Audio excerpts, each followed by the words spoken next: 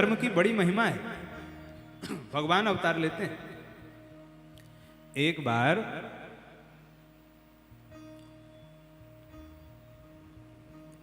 नारद जी गए तीनों देवियों के पास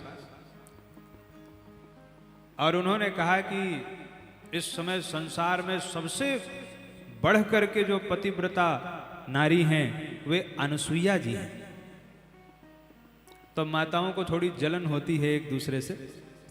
लक्ष्मी मैया, सरस्वती मैया और पार्वती मैया तीनों को जलन हुई। तो तीनों ने कहा अपने अपने पतियों से कि आप जाइए उनके पातिव्रत धर्म की परीक्षा लीजिए, क्या वो हमसे भी बड़ी पतिव्रता हो गई हैं?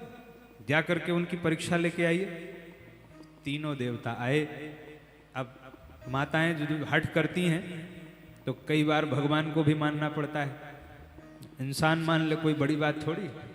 तो तीनों देवता आए। तीनों देवताओं ने आकर के कहा अनुसुईया जी से कि हमको भिक्षा दीजिए। अब परीक्षा लेना चाह रहे हैं उनके पातिव्रत धर्म की, तो कह रहे हैं हम भिक्षा तब स्वीकार करेंगे जब आप बिना वस्त्र धारण की हमको भिक्षा देंगे। तो अनुसुईया जी ने तुरंत मंदाकिनी जी का जल उठाया और कहा यदि मेरे पातिव्रत धर्म में पूर्ण निष्ठा है तो ये तीनों देवता तीन बालक के रूप में परिणित हो जाएं। अनुसुईया जी ने मंदाकिनी जी का जो है जल छोड़ा, तीनों देवता छोटे छोटे शिशु बन गए। अब वहीं डाल दिया पालना, कहा झुलाओ इनको चकाचक। तो अत्रि जी झुला रहे हैं और अनुसुईया जी ने उनको जो है सुंदर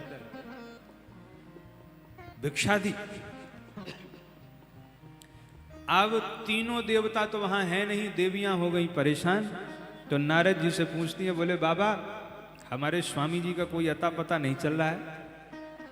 नारद जी ने कहा अता पता कैसे चलेगा, स्वामी जी तो आपके वहां पालना झूल रहे हैं छोटे छोटे शिशु बन करके।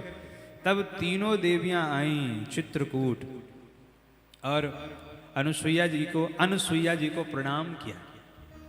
अनुसुईया जी ने कहा कौन हो? तो तीनों देवियां कहती हैं माता जी हम आपकी बहुएं हैं। अच्छा किस लिए आई हो?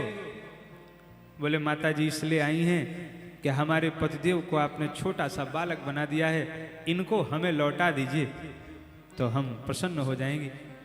तब जाकर के अनुसुईया जी ने पुनः पातिव्रत धर्म के संकल्प से भगवान को यथावत कर दिया।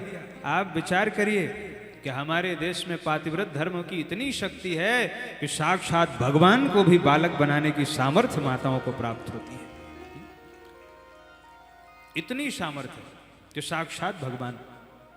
तो आज भगवान ने